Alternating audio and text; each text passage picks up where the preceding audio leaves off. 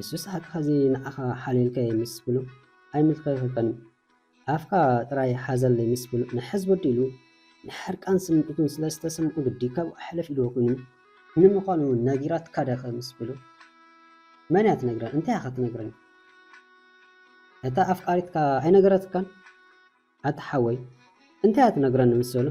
በል ኣነ ከበኣሰኩም ስለዘይደሊ በኣላ ትንገረካ ሽዑ ድላይኩም ኩኑ ምስ በለ ኣታ ሓወይ እቲ ክትብሎ ዝሓሰብካ ዶ በልዕ ምስ በሎ ኣራይ በል እዛ ናይ ቲክቶክ ሰበይቲ ዶ ዋላ ኣፍቃሪት ዶ ዋላ ይፈልጣ ትብላ ተቐቢልካ ኣጽናሓለይ ኣብ ዝበልካኒ ግዜ መስተ ሰትያ ምሳይ ዘይሓደርካ ኢላ ወጠት ምስ በለትኒ ብሓንሳብ ጽቡቕ ምሸት ኣሕሊፍና ይብለካሲ ኣይተሓዘለይ ዳ እምበር ሓሊፈ ምስ ብሎ እንታይ ኢሉ ብስምባዶ ተስቢ በቲ ኣብ ቅድሚኡ ዝነበረ ጥርሙዝ ቢራ ገይሩ ፈጋእ ከብሎ ዋስዋስ በለ ኣታ ሓወይ ንዓይ እንታይ ግበር ትብለኒ ኣለኻ? ቀዳማይ ጠባየ እንዳፈለጥካዮ ንምንታይ ንዓይ ተቐበላ ትብለኒ? ድሓር ድማ ሰኺራ ነይራ ክቕፅልካ ንሳያ ወጠት ኢላትኒ ሕጅስ ንዓይ እንታይ ግበር ትብለኒ ኣለኻ ምስ በሎ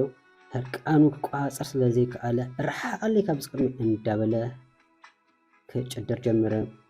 ሂድ ሕጂ እበድ ከምዚ ሓዊ ተዓግደሎ እንታይ ደኣ ነዛጋም ገለ ጓለ ረኺበ ኢሉ ጠርዓርዓ ዝብል እንዳበለ ምስ ነብሱ ካብቲ ከባቢ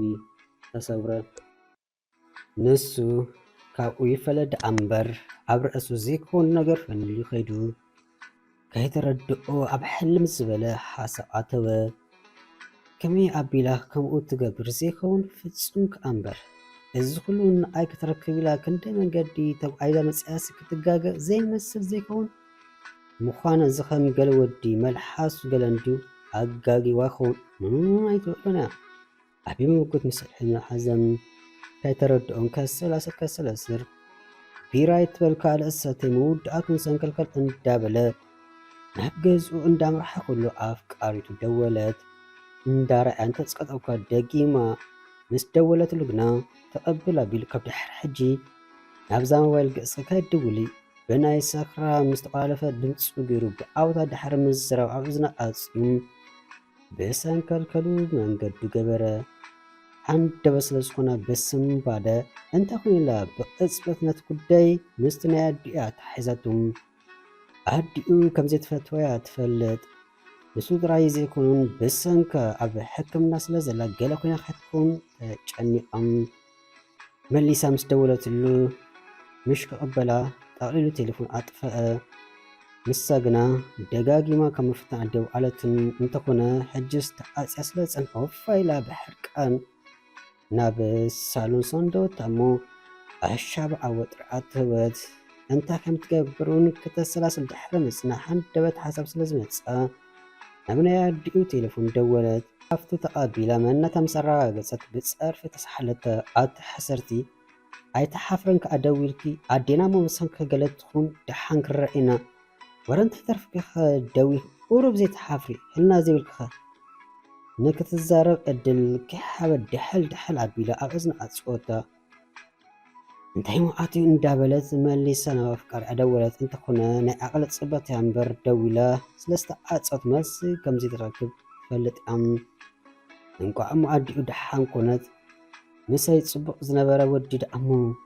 ኣይዳ መዓልቲ ማዕረ ክንደዚ ግልብጥ ምባሉ እንታይ ኮይኑ ኸውን ወረ ሰኽሪ ዝመስል እንዳበለት ተጨናቐ ተረበሸት። ብከምኡን ሙሉ ለይቲ ክትፍትነሉ ከደቀሰት ሓደረት። ንሱ ግና ምስ ጫሙኡ ሰንከልከል እንዳበል ኣትዩ ደቂሱ ሓዲሩ ንፅባሒቱ ምስ ተስአ ርእሱ ፍንቃል ስለ ዝደለየ እንታይ ኮይኑ ኢሉ ነድሕሪት ምልስ ምስ በለ ኩሉ ፍጻመታ ስለ ዝተዘግዓ በዚ የፍቅረከ እንዳበለት ክትፃወተለ እንዳበለ ቀስ ኢሉ ናብ ሽቓቕ ብምኻድ ሽኑ ተሓፃፂቡ ናብ ኣራቱ ተመሊሱ ሞባይሉ ይሰልዕም።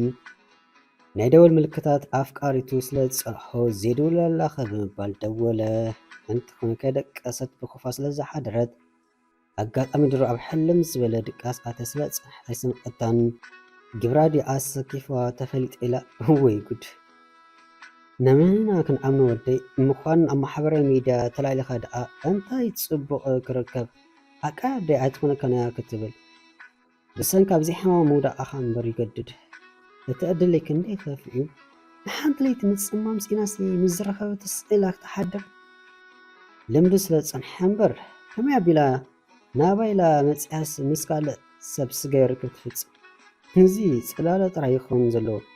ወረቕ እንኳ ኸመን ቅድሚ ምርኣና ፈለጥኩ ሕጂ እግረይን ኢደይን ጥራይ ክእክብ ዘለኒ ርጉፅ እዩ ፍቕራ ንገለ ግዜ ይጎድኣኒ ኸውን ኣብ ንሓዋሩ ምዘይእምንቲ እንዳተሰኣኸ እምበር ንሓፂር ግዜ ምቕንዘው ይሓሽ እንዳበለ ኣስተማሲሉ ከም ብሓድሽ ብድቅስ ፈተነም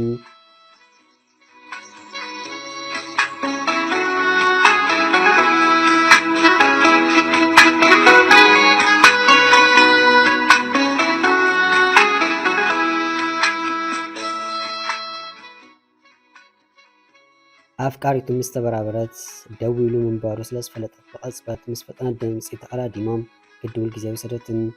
ንሱ ናይ ዶንጌን ተቐቢሉ ናይ ኩራን ኩርዓትን መንፈስ ሄሎ ምስ በላ ተጨኒቓ ከም ዝሓደረትን ፀገሙ እንታይ ምዃኑ ምስ ሓዘቶ ኣነ ንስኽን ወዲእና ኣለና ዝመስዩ ናብ እዝና በፂሖም እንታይ ማለት ከ ይኸ ወዲእና ማለት ብሰንኪ ኣዴኻ ዲኻ ክትገድፈን ደሊኻ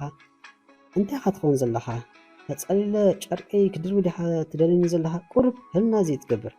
እንታይ ኣቢሰ ከምዚ እንደበል ምስ በለቱ ምክንያት ብዘይገድስ